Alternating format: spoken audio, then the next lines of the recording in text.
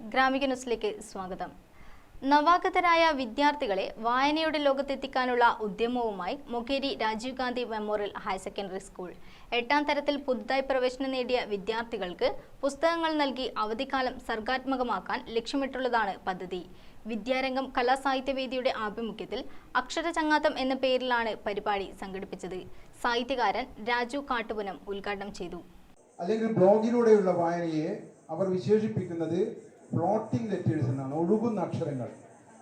ഞാൻ പറഞ്ഞു വന്നതിൻ്റെ ചുരുക്കം, ഒരു പുസ്തകത്തിലൂടെ ഉള്ള അറിവുകൾ ആർജിക്കുന്ന ഒരു കുട്ടിയുടെ ഓർമ്മയിൽ അല്ലെങ്കിൽ മസ്തിഷ്കത്തിൽ ഒരുപാട് കാലം നിലനിൽക്കുന്നത് ഈ പുസ്തക വായനയാണ് എന്ന് അഭിജ്ഞരായ ആളുകൾ പഠനം നടത്തിക്കൊണ്ട് ലോകത്തോട് പറഞ്ഞിട്ടുണ്ട്. അതുകൊണ്ട് നമ്മുടെ കുട്ടികളെ അവർ വീടുകളിൽ, നമ്മുടെ വീട്ടിലെ അന്തരീക്ഷം എന്ന് പറയുന്നത് 4 ആളുകളുണ്ടെങ്കിൽ 6 മൊബൈൽ ഫോണുണ്ട് വീട്ടിൽ, അല്ലേ? എല്ലാവരും ഇതിങ്ങനെ ചുരുണ്ടിക്കൊണ്ടിരിക്കുകയാണ്.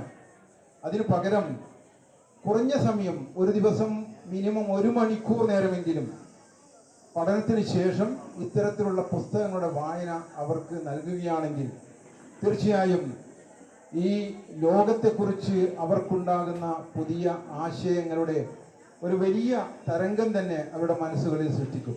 ടി കെ ഷാജിൽ അധ്യക്ഷനായി, K Anilkumar, V K Sanilkumar, O P Ananthan, Sunilkumar, G V Ragesh, Abhilash എന്നിവർ സംസാരിച്ചു. 8ാം ക്ലാസ്സിൽ അഡ്മിഷൻ നേടിയ എല്ലാ വിദ്യാർത്ഥികൾക്കും പുസ്തകങ്ങൾ നൽകി അവധിക്കാലം വായനയ്ക്കായി വിനിയോഗിക്കാൻ പ്രേരിപ്പിക്കാനായാണ് വേറിട്ട ഈ പ്രവർത്തനം. സ്കൂൾ തുറന്നാൽ വായനാക്കുറിപ്പുകൾ അവതരിപ്പിക്കാൻ വിദ്യാർത്ഥികളോട് ആവശ്യപ്പെട്ടിട്ടുണ്ട്. മികച്ച കുറിപ്പുകൾക്ക് സമ്മാനം നൽകാനും തീരുമാനിച്ചിട്ടുണ്ട്.